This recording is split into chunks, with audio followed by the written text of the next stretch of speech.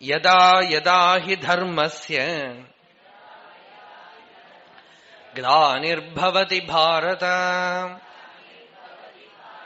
അഭ്യുത്ഥാനമധർമ്മസ്യ തദാത്മാനം സൃജാമ്യഹം. യദാ യദാ he ധർമ്മസ്യ ഗ്ലാനിർഭവതി ഭാരത. ഹേ ഭാരത, ഭരതവംശജനായ അർജുന, ആ തപോമൂർത്തിയായ ഭരതനെ ഓർമ്മിപ്പിച്ചുകൊണ്ടാണ് ഭാരത എന്ന് വിളിക്കുന്നത്. ഹേ അർജുന, യദാ യദാ ഹി ധർമ്മസ്യ ഗ്ലാനിർഭവതി. ധർമ്മത്തിന് എപ്പോഴാണോ ഒരു മറയുണ്ടാവണം, ധർമ്മം നശിക്കില്ല, ഗ്ലാനിയാണ്, ക്ലാവ് പിടിക്കുകയാണ്. മേഘം സൂര്യനെ മറയ്ക്കണ പോലെ ഒന്ന് മറച്ചു, അത്രേ ഉള്ളൂ. ഗ്ലാനിർഭവതി ഭാരത അഭ്യുത്ഥാനം അധർമ്മസ്യ. അധർമ്മം അങ്ങനെ ഈ പാടത്ത് കള വളരുന്ന പോലെ വളർന്നു കിടക്കുമ്പോ അധർമ്മസ്യ അഭ്യുത്ഥാനം തഥാ, അപ്പോ ആത്മാനം സൃജാമ്യഹം, ഞാൻ എന്നെ സൃഷ്ടിക്കും, ഞാൻ എന്നെ തന്നെ സൃഷ്ടിക്കും. എങ്ങനെ? അതൊക്കെ മുമ്പ് പറഞ്ഞു. യോഗമായയെ വശീകരിച്ചുകൊണ്ട്. അജോപി സൻ അവ്യയാത്മാ ഭൂതാനാം ഈശ്വരോപി സൻ പ്രകൃതിം സ്വാമധിഷ്ഠായ സംഭവാമി ആത്മമായയാ. ഭഗവാൻ അവതരിക്കുമ്പോ എങ്ങനെ അവതരിച്ചു? ഹിരണ്യകശിപുവിന്റെ വീട്ടിൽ തന്നെ അവതരിച്ചു, അല്ലെ? പ്രഹ്ലാദനാണ് അവതാരം അവിടെ, പിന്നെയാണ് നരസിംഹാവതാരം.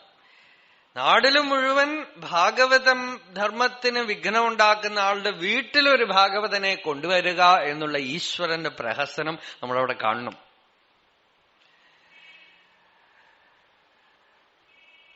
അഭ്യുത്ഥാനം അധർമ്മസ്യ തഥാ ആത്മാനം സൃജാമ്യഹം. നമുക്ക് സൂക്ഷിച്ചു നോക്കിയാൽ ഭഗവാൻ എപ്പോഴോ കൃഷ്ണനും രാമനുമായിട്ടുള്ള അവതാരം മാത്രമല്ല, അവതാരങ്ങൾ അടിക്കടി ഉണ്ടായിക്കൊണ്ടേയിരിക്കുന്നുണ്ട്, ഓരോ കാലത്തിനു പറ്റിയ രീതിയിൽ.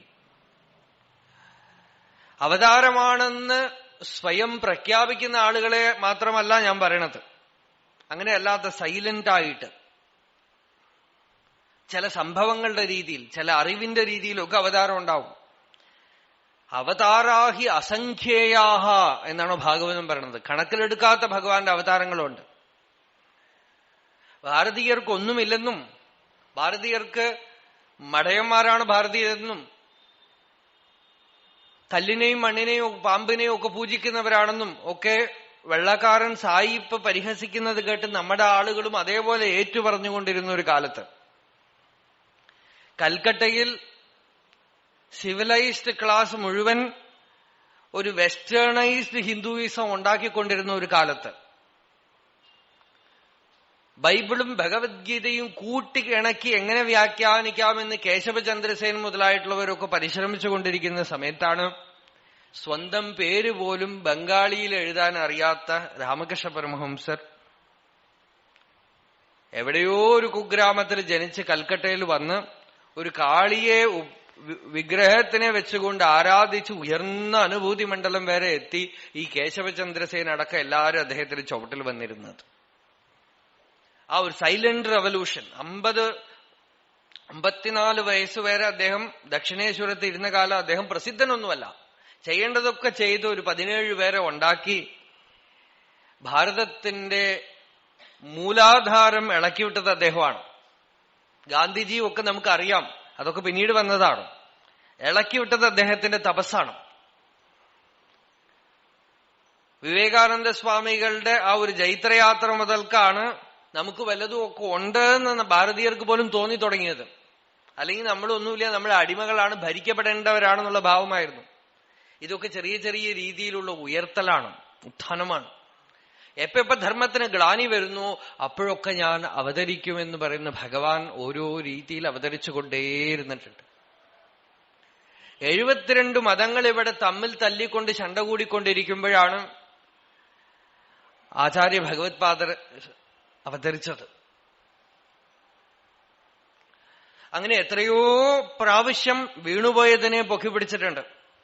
ആ തത്വത്തിനെയാണ് ഭഗവാൻ ഇവിടെ പറയുന്നത്. എപ്പ ധർമ്മത്തിന് ഗ്ലാനി ഉണ്ടാകുന്നു, അധർമ്മം തല ഉയർത്തുന്നുവോ, തഥാ ആത്മാനം സൃജാമ്യഹം, അപ്പൊ ഞാൻ എന്നെ തന്നെ സൃഷ്ടിക്കും.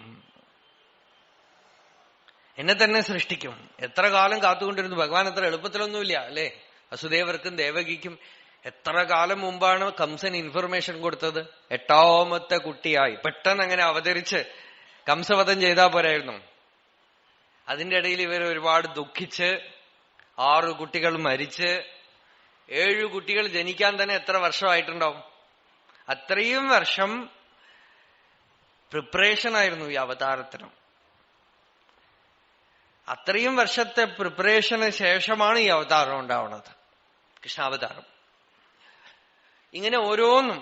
അപ്പൊ ധർമ്മഗ്ലാനി ഉണ്ടാകുമ്പോ ഭഗവാൻ അവതരിക്കും. അവതാരത്തിന്റെ ഉദ്ദേശം എന്താണ് നോക്ക. അടുത്ത ശ്ലോകം. പരിത്രാണായ സാധൂനാം വിനാശായ ച ദുഷ്കൃതാം ധർമ്മ സംസ്ഥാപനാർത്ഥായ സംഭവാമി യുഗേ യുഗേ. ഓരോ യുഗത്തിലും ഞാൻ സംഭവിക്കും.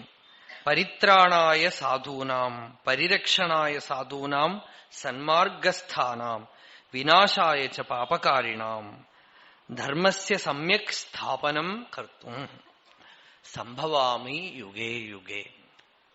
പരിത്രാണായ സാധൂനാം. സാധു എന്ന് വെച്ചാൽ ഭക്തൻ എന്നർത്ഥം. ഭക്തനെ സംരക്ഷിക്കാനായിട്ടും വിനാശായ ച ദുഷ്കൃതാം, ദുഷ്ടന്മാരെ എന്ന് വെച്ചാൽ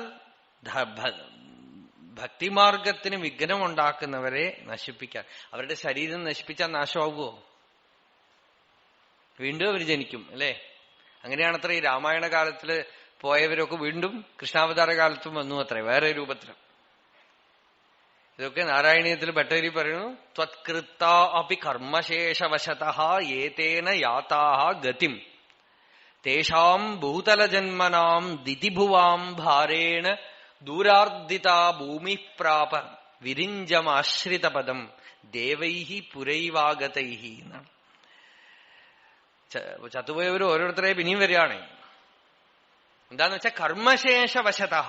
പക്ഷെ പലമുറ ഭഗവാൻ അവരെ വന്നു കൊല്ലുമ്പോ ഭഗവാന്റെ ദർശനം ഉണ്ടാകും. സംരംഭം കൊണ്ട് ഭഗവാനെ അവർ കാണുകയാണ്.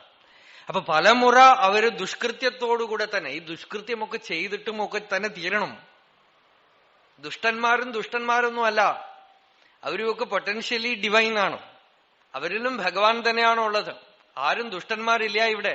അപ്പൊ ദുഷ്ടന്മാർ ഒരു ക്ലാസ്, ശിഷ്ടന്മാർ ഒരു ക്ലാസ്, രണ്ടായിട്ട് പിരിക്കാനൊന്നുമില്ല അവിടെ.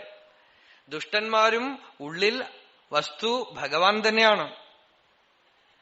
ഭഗവാൻ തന്നെയാണ് അവരുടെ രൂപത്തിലും ഇരിക്കുന്നത്. അവരുടെ ദുഷ്ട മാറ്റിക്കഴിഞ്ഞാൽ ഭഗവാനായി. പക്ഷെ ആ ദുഷ്ട എങ്ങനെ മാറും? ഈ മൃഗയോനികളിലൊക്കെ ജനിച്ചിട്ടേ മനുഷ്യനാവുമ്പോ എത്രയോ മൃഗയോനികളിൽ കൂടെ കടന്നിട്ടാണ് അത്ര വരുന്നത്. മനുഷ്യൻ ശരീരം മാത്രമേ മനുഷ്യന്റെ ആയുള്ളൂ. 99% മൃഗവും 1% മനുഷ്യനുമായിട്ടാണ് ആദ്യം എൻട്രൻസ്. ചിലരെയൊക്കെ കണ്ടാൽ തന്നെ അറിയാം നമുക്ക്. 99% അനിമൽ, 1% മാൻ, ഹ്യൂമൻ ബീങ്. പിന്നെ അത് 98%, 97%, 96% ഇങ്ങനെ പ്രകൃത്യാപൂരണം എന്ന് പതഞ്ജലി മഹർഷി പറയണു. അത് ഈ പ്രകൃതി പൂരണം ചെയ്ത് നിറച്ച് ഒരു 50% ആവുമ്പോ പകുതി മനുഷ്യനും പകുതി മൃഗവും ആയിട്ട് ഇരിക്കും. അങ്ങനെ അത് കഴിഞ്ഞ് അല്പം ഒരു 40-30 ഒക്കെ ആവുമ്പോ ഭഗവത്ഗീതയൊക്കെ ഇങ്ങനെ എടുത്തു നോക്കും. ഭഗവത്ഗീതയൊക്കെ ഒരു 30% ആവുമ്പോ വീട്ടിൽ വാങ്ങി ഷെൽഫിൽ വെക്കും. ഒരു 20% ആവുമ്പോ അതിൽ പൂവിട്ട് പൂജിക്കുകയും നമസ്കരിക്കുകയും ഒക്കെ ചെയ്യും. ഒരു 10%, 5% വരെ ആവുമ്പോഴാണ് സത്സംഗത്തിലൊക്കെ ഇരുന്ന് മനസ്സിലാവുകയൊക്കെ തുടങ്ങുന്നത്. മൃഗത്തിന്റെ എലമെന്റ് അനുസരിച്ചിട്ടാണ് മനസ്സിലാവുക. അനിമൽ ഇൻസ്റ്റിങ്സിന്റെ അളവ് അനുസരിച്ച് മനസ്സിലാകുകയും തെറ്റിദ്ധരിക്കുകയും ശരിക്ക് ധരിക്കുകയും അനുഭവിക്കുകയും ഒക്കെ ചെയ്യും.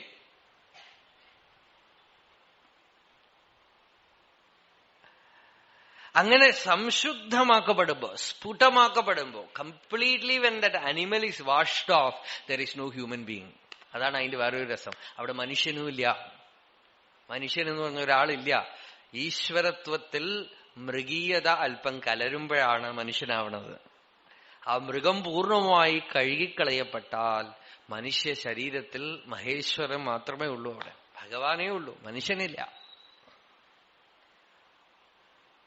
പുല്ലാകി പൂടായി പുഴുവായി മരമാകി പൽവിരുഖമാകി പറവയായി പാമ്പായി കല്ലായി മനിതരായി പേയായി ഗണങ്ങളാകി വൽ അസുരരാകി മുനിവരായി ദേവരായി செல்லானின்ற ஸ்தாவர ஜங்கமத்துள் எல்லா பிறப்பும் பிறந்து இளைத்தேன் எம்பெருமான் மெய்யே உன் பொன்னடிகள் கண்டின்று வீடுற்றேன் உய்யவன் உள்ளத்துள் ஓங்காரமாய் நின்ற மெய்யா விமலா விடைப்பாகாம் வேதங்கள் ஐயாயன ஓங்கி ஆழ்ந்து அகன்ற நுண்ணியனே மெய்யாய் தனியாய் யமானனாம் விமலா பொய்யாயினவெல்லாம் போய் அகல வந்தருளி மெய்ஞானமாகி மிளர்கின்ற மெய்ச்சுடரே எஞ்ஞானமில்லாதேன் இன்பப் பெருமானே அஞ்ஞானம் தன்னை அகல்விக்கும் நல்லறிவே ஆக்கம் அளவு இறுதி இல்லாய் அனைத்துலகும்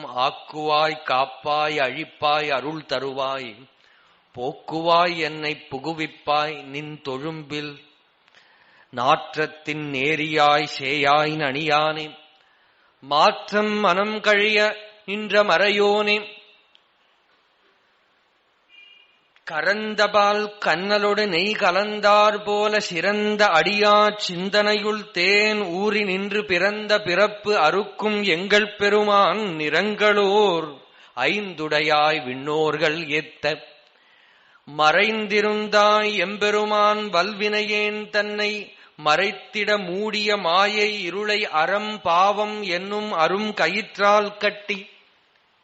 ഇന്നലെ പറഞ്ഞു, ധർമാധർമ്മം കൊണ്ട് നമ്മളുടെ ജ്ഞാനം പ്രതിഹതമാണ്. അறம் പാവം, അறம் എന്ന് വെച്ചാൽ ധർമ്മം, പാപം എന്ന് വെച്ചാൽ അധർമ്മം.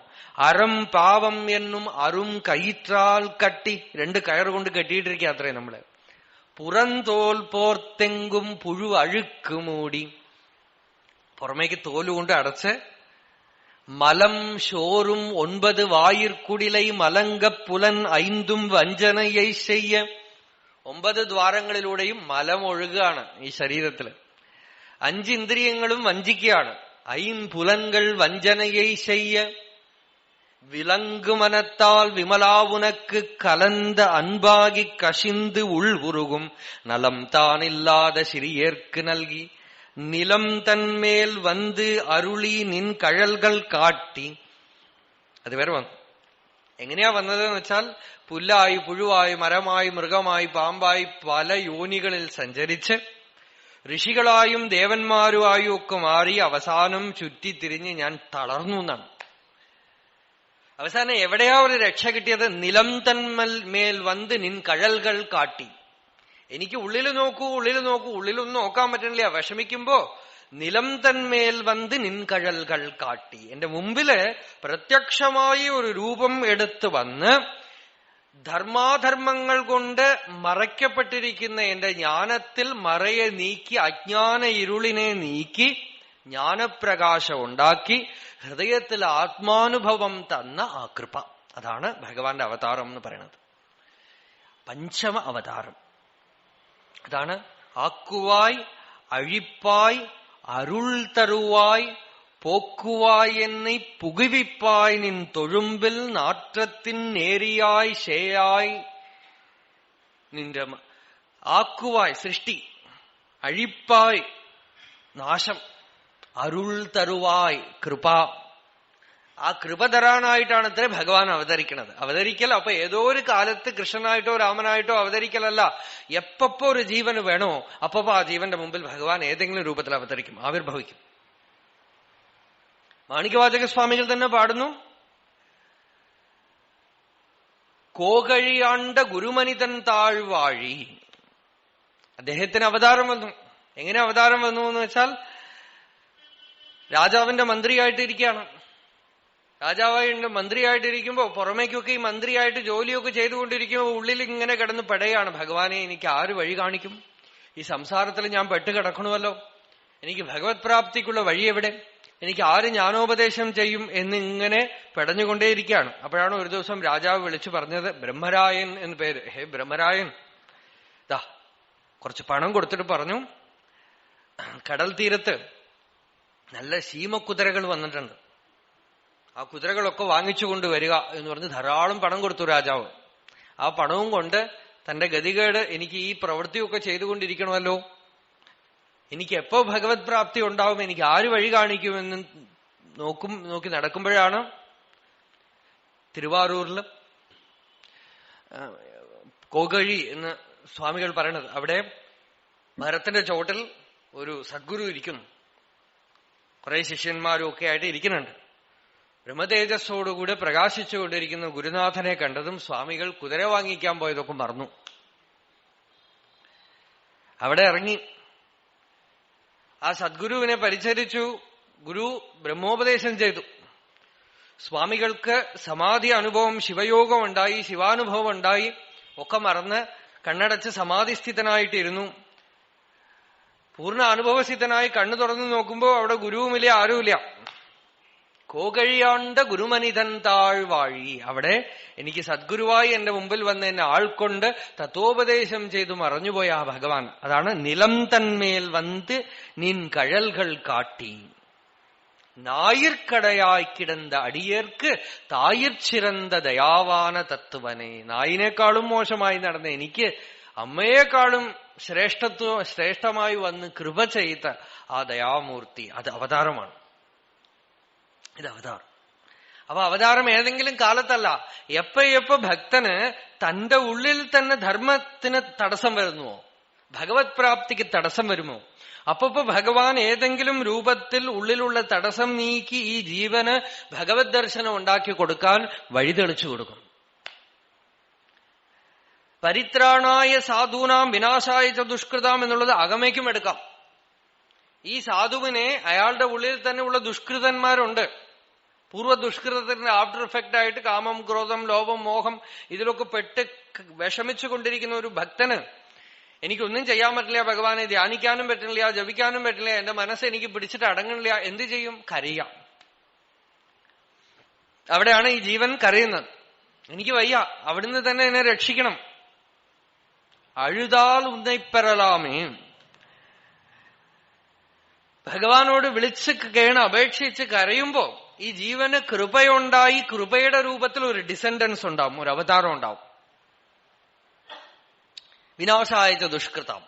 ഇയാൾ ഏതേത് ദൗർബല്യങ്ങളെ ജയിക്കാൻ ശ്രമിക്കുന്നുവോ ആ ദൗർബല്യങ്ങളിൽ നിന്നും ഉദ്ധരാമി, അയാളെ ഞാൻ പിടിച്ചുയർത്തും എന്ന് ഭഗവാൻ തന്നെ 12ാം അധ്യായത്തിൽ പറയുന്നുണ്ട്. തേഷാമഹം സമുദ്ധർത്താ മൃത്യു സംസാര സാഗരാത് ഭവാമി നചിരാത് പാർത്ഥ മയ്യാവേശിത ചേതസാം മയ്യേവ മന ആധത്സ്വ മയി ബുദ്ധിം നിവേശയ നിവസിഷ്യസി മയ്യേവ അത ഊർധ്വം ന സംശയ. നിനക്ക് പറ്റില്ലേ, ഇനി ശരണാഗതി ചെയ്യൂ. നിനക്ക് സാധിക്കുന്നില്ല എന്നുള്ള ബോധം വന്നോ, ശരണാഗതി ചെയ്യൂ, നിന്റെ കാര്യം ഞാൻ നോക്കിക്കൊള്ളാം. പിടിച്ചു ഉദ്ധരിക്കുന്ന ആ ഒരു കൃപാശക്തി ഉണ്ടല്ലോ, അത് അവതാരം. അപ്പൊ പരിത്രാണായ സാധൂനാം വിനാശായ ദുഷ്കൃതാം എന്നുള്ളതിന് ഹിസ്റ്റോറിക്കലായിട്ടോ ജോഗ്രഫിക്കലായിട്ടോ ഒരു വ്യാഖ്യാനം കൊടുക്കേണ്ട ആവശ്യമില്ല. ഹിസ്റ്റോറിക്കലായിട്ടോ ജോഗ്രഫിക്കലായിട്ടോ ഒക്കെ വ്യാഖ്യാനം കൊടുക്കുമ്പോൾ കൃഷ്ണാവതാരം രാമാവതാരത്തിലേക്ക് നമ്മൾ പോകണം. ഋഷികളൊക്കെ പ്രാർത്ഥിച്ചു, ഭഗവാൻ രാമനായി അവതരിച്ചു, ഭഗവാൻ കൃഷ്ണനായി അവതരിച്ചു, ഭഗവാൻ എത്രയോ അവതാരങ്ങൾ ചെയ്തു. ഭാഗവതത്തിൽ 27, 24 അവതാരങ്ങളെ കുറിച്ചൊക്കെ പറഞ്ഞു. അതല്ലാതെ അസംഖ്യ അവതാരങ്ങളുണ്ട്. ഇതൊക്കെ പ്രാർത്ഥിച്ചിട്ട് വരുന്ന ഒരു അവതാരം. ജൈനന്മാര് ശിവഭക്തിക്കും വിഷ്ണുഭക്തിക്കും ഒക്കെ തടസ്സം ചെയ്തുകൊണ്ട് തമിഴ്നാട്ടിലിരിക്കുന്ന കാലത്ത് ഒരു ശിവപാദഹൃദയർ എന്നൊരു ഭക്തൻ തപസ് ചെയ്തു. ഈ ജൈനമതത്തിന്റെ ഉപദ്രവം സഹിക്കവയ്യാതായപ്പോ ശീർഗാഴി എന്ന ശിവക്ഷേത്രത്തിൽ അദ്ദേഹം തപസ് ചെയ്തു. എങ്ങനെയെങ്കിലും ഭക്തിമാർഗം വേണ്ടി ഉദ്ധരിക്കപ്പെടണം. അദ്ദേഹം ദിവസവും വെള്ളത്തിലിറങ്ങി നിന്ന് വളരെ നേരം പഞ്ചാക്ഷരം ജപിക്കുകയും മറ്റുമൊക്കെ ചെയ്യും. ഒരു ദിവസം തപസ് അദ്ദേഹം വെള്ളത്തിലിറങ്ങി തീർത്ഥത്തിലിറങ്ങി കുളിച്ച് ജപിച്ചുകൊണ്ടിരിക്കുന്നു. കരയ്ക്ക് കുട്ടിയെ ഇരുത്തിയിട്ട് വന്നിട്ടുണ്ട്, 3 വയസ്സ് കുട്ടി. കുട്ടിയെ കുളിച്ചു കഴിഞ്ഞ് അദ്ദേഹം കരയ്ക്ക് കയറുമ്പോ കുട്ടിയുടെ വായിന്ന് പാലിറ്റുകൊണ്ട് വീണുകൊണ്ടിരിക്കുകയാണ്. കുട്ടി ഇടയിൽ കരഞ്ഞിട്ടുണ്ട്, വിശന്നിട്ട്. ആരോ പാല് കൊടുത്തു കുട്ടിക്ക്. ബ്രാഹ്മണനാണോ? ആരാ പാല് കൊടുത്തത് ചോദിക്കാം. ആരും ഉനക്ക് പാല് കൊടുത്ത? യാറുകിട്ടെന്ന് പാല വാങ്ങി കുടിച്ചേ. അപ്പോ ആ 3 വയസ്സ് കുട്ടി തോണിയപ്പന്റെ ക്ഷേത്രത്തിനെ കാണിച്ച് തോടുടയ ശവിയൻ വിടയേറി ഓർത്തൂവെൺമതിശൂടി കാടുടയ ചുടലൈ പൊടി പൂശിയൻ ഉള്ളം കവർക്കൾവൻ ഏടുടയ മലരാൾ ഉണനാൻ ഏത്ത അരുൾ ചെയ്ത പീടുടയ പിരമാപുരം മേവിയ പെമ്മാനിവനன்றോ. തോടുടയ ശവിയൻ വിടയേറി. വിടയെന്ന് വെച്ചാൽ ഋഷഭവാഹനനായി ഭഗവാൻ അംബികയോട് വന്ന് എനിക്ക് പാല് തന്നു. അവതാരം, ഡിസെൻഡൻസ്. ആ കുട്ടിയുടെ ഉള്ളിലേക്ക് ഭഗവാൻ അവതരിച്ചു എന്നർത്ഥം. ശിവപാദ ഹൃദയർ വളരെ സന്തോഷിച്ച് കുട്ടിയെടുത്ത് തോളിൽ വെച്ച് നാടുനാടായിട്ട് കൊണ്ടുപോയി എന്നാണ്, ഭക്തിമാർഗത്തിനെ ഉദ്ധരിക്കാനായിട്ട്. അപ്പൊ ഭഗവാൻ എവിടെയെങ്കിലും ഒരു വിഷമിച്ചൊരു ജീവൻ ഭഗവത് അനുഭവത്തിനായിട്ടോ ലോകമംഗളത്തിനായിട്ടോ തപസ് ചെയ്യുമ്പോ അവിടേക്ക് ഒഴുകുന്ന ഒരു ഭഗവത് കൃപയുടെ ഒഴുക്ക് അവതാരമാണ്. പരിത്രാണായ സാധൂനാം വിനാശായ ദുഷ്കൃതാം ധർമ്മ സംസ്ഥാപനാർത്ഥായ സംഭവാമി യുഗേ യുഗേ. ഓരോ യുഗത്തിലും ഞാൻ ധർമ്മസംസ്ഥാപനത്തിനായിട്ട് സംഭവിക്കും. അടുത്ത ശ്ലോകം. ജന്മകർമ്മ ച മേ ദിവ്യം ഏവം യോ വേത്തി തത്വതഃ ത്യക്ത്വാ ദേഹം പുനർജന്മ നൈതി മാമേതി സോർജുന. തജ്ജന്മ മായാരൂപം കർമ്മ ച സാധൂനാം പരിത്രാണാദി മേ മമ ദിവ്യം അപ്രാകൃതം ഐശ്വരം ഏവം യഥോക്തം യഹ വേത്തി തത്വതഃ തത്വേന യഥാവത് ത്യക്ത്വാ ദേഹം ഇമം പുനഃ ജന്മ പുനരുത്പത്തിം നയേതി. ഏതൊരാളാണോ ഭഗവാന്റെ ഈ അവതാരത്തിനെ മായാകൃതമായി അറിയുന്നത്, ഇതൊരു ഭഗവാന്റെ ലീലയാണെന്ന് അറിയുന്നത്, ഭഗവാൻ ചെയ്യുന്ന സാധുക്കളെ സംരക്ഷിക്കുന്നതൊക്കെ ഭഗവത് കൃപയായിട്ടും അറിയുന്നത്, ഈ ബാഹ്യരൂപത്തിൽ മോഹിച്ചു പോകാതെ ഭഗവാന്റെ അന്തഃസത്തയെ ആരറിയുന്നുവോ, അഹം ആത്മാ ഗുഡാകേശ എന്ന തത്വം ആര് ഗ്രഹിക്കുന്നുവോ, ആര് ഭഗവാനെ ആത്മസ്വരൂപമായി അറിയുന്നുവോ, തത്വതഃ വേത്തി. പലപ്പോഴും ബാഹ്യരൂപത്തിൽ വീണുപോകും. ബാഹ്യരൂപത്തിൽ വീണുപോയാൽ ചിലപ്പോൾ സ്നേഹം ഉണ്ടാവും, ചിലപ്പോൾ വെറുപ്പുണ്ടാവും. സ്നേഹവും വെറുപ്പും ഒരു കോയിന്റെ 2 സൈഡ് പോലെയാണ്. തത്വജ്ഞാനമില്ലാതെ സ്നേഹമുണ്ടായാൽ ആ സ്നേഹം തന്നെ വെറുപ്പായിട്ട് മാറും. നിങ്ങൾ ഈ നിയമം ലോകത്തിൽ പരീക്ഷിച്ചു നോക്കിക്കൊള്ളാം, കുടുംബജീവിതത്തിൽ പരീക്ഷിച്ചു നോക്കിക്കൊള്ളാം. ജ്ഞാനമില്ലാതെ ഒരാളോട് സ്നേഹം വരുമ്പോ ആ സ്നേഹം, ചിലരൊക്കെ വളരെ ഇമോഷണലായിട്ട് സ്നേഹം തണിച്ചു വരുമ്പോ ജാഗ്രതയായിട്ടിരുന്നോളണം. എപ്പോഴാണ് ആ സ്നേഹം വെറുപ്പായിട്ട് മാറുക എന്ന് പറയാൻ പറ്റില്ല. ഒരു വികാരം എപ്പോ വേണമെങ്കിലും ഏത് സെന്ററിൽ വേണമെങ്കിലും പ്രവർത്തിക്കാം. അത് വെറും വികാരമാണ്. ആ വികാരം ഏത് സെന്ററിൽ വേണമെങ്കിലും പ്രവർത്തിക്കാം. സ്നേഹം തന്നെ വെറുപ്പാവാം, വെറുപ്പ് തന്നെ സ്നേഹവുമാവാം. അപ്പൊ ജ്ഞാനത്തോടുകൂടെ വേണം ഭഗവാനോടുള്ള സ്നേഹവും ഭഗവത് തത്വം അറിഞ്ഞുകൊണ്ട് വേണം. ഭഗവാൻ കൃഷ്ണാവതാരം ഉണ്ടായപ്പോ തന്നെ വസുദേവരോടും ദേവകിയോടും ഈ കാര്യം ഓർമ്മിപ്പിക്കുന്നുണ്ട്. നിങ്ങൾ എന്നെ വെറുതെ പുത്രൻ എന്ന് കരുതിയാൽ ഇനിയും നിങ്ങൾക്ക് ജനിക്കേണ്ടി വരും. അതുകൊണ്ട് ബ്രഹ്മവിചാരത്തോടുകൂടെ എന്നോട് പുത്രസ്നേഹം ചെയ്യൂ. ഇത് കൃഷ്ണാവതാരത്തിന് മാത്രമല്ല, നമ്മളുടെ വീട്ടിലുള്ള കുട്ടികൾക്കും അതേ സത്യമാണ്. സ്നേഹിക്കണം. സ്നേഹിക്കുമ്പോ തന്നെ അറിയണം, ഈ ശരീരം നാളെ വളരും, ഈ ശരീരം നാളെ പരിണമിക്കും, ഈ ശരീരം ഒരുപക്ഷെ നാളെ എന്നെ വിട്ട് എവിടെയെങ്കിലുമൊക്കെ ദൂരത്തിൽ പോകും, അല്ലെങ്കിൽ ഞാൻ ഈ ശരീരത്തിനെ ഉപേക്ഷിക്കും. അതുകൊണ്ട് ഈ സംബന്ധം നിത്യമല്ല. ഈ സംബന്ധം കേവലം ഭഗവാൻ എനിക്ക് ഒരു രൂപത്തിൽ എന്റെ മുമ്പിൽ വന്നിരിക്കുന്നു, എനിക്ക് എന്തൊക്കെ ചെയ്തു കൊടുക്കാൻ പറ്റുമോ അതൊക്കെ സ്നേഹത്തോട് ചെയ്തു കൊടുക്കുക, ഒന്നും പ്രതീക്ഷിക്കരുത് എന്നൊക്കെ ഉള്ള ജ്ഞാനത്തിനെ പുറകെ വെച്ചുകൊണ്ട് വേണം അവരവരുടെ കുട്ടികളെയും ഭാര്യയും ഭർത്താവിനെയും ഒക്കെ സ്നേഹിക്കാൻ. തിരിച്ചെന്തെങ്കിലും കിട്ടണമെന്ന് പ്രതീക്ഷിച്ചുകൊണ്ടോ, ഇവര് നിത്യമായി നമ്മളുടെ കൂടെ സപ്പോർട്ടായിട്ട് ഉണ്ടാവുമെന്ന് പ്രതീക്ഷിച്ചുകൊണ്ടോ, ഇവരിൽ നിന്ന് എപ്പോഴും എനിക്ക് സുഖം കിട്ടുമെന്നും പ്രതീക്ഷിച്ചുകൊണ്ട് ജീവിക്കുമ്പോ എപ്പോ വേണമെങ്കിലും വെടിപൊട്ടാം. വെടിപൊട്ടിയാൽ ചിലപ്പോ താങ്ങാൻ കരുത്തുണ്ടാവില്ല. ചിലപ്പോ നമ്മൾ പ്രതീക്ഷിക്കാത്ത രീതിയിലായാൽ അത്യധികം വെറുപ്പുണ്ടാവാം. അതാണ് സ്നേഹിച്ച് കല്യാണം കഴിച്ച് 6 മാസത്തിനുള്ളിൽ ഡൈവേഴ്സ് ചെയ്യണം.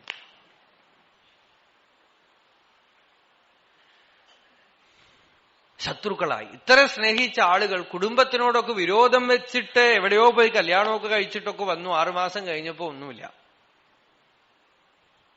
രണ്ടുപേരും 2 വഴിക്ക് പോയി. എന്തുപറ്റി? സ്നേഹമാണ് ഈശ്വരൻ എന്നൊക്കെ പറയണമല്ലോ. നിങ്ങളുടെ ഈശ്വരൻ എവിടെ പോയിപ്പോ? സ്നേഹത്തിൽ അഹങ്കാരം ഉള്ളത്തോളം കാലം, അജ്ഞാനം ഉള്ളത്തോളം കാലം ആ സ്നേഹം വെറും സെൽഫിഷ്നെസ് മാത്രമാണ്, സ്വാർത്ഥത മാത്രമാണ്. സ്വാർത്ഥതയ്ക്ക് എവിടെ തടസ്സം വരുന്നുവോ അവിടെ സ്നേഹമൊക്കെ ശുദ്ധമേ അസംബന്ധമായിട്ട് പോകും.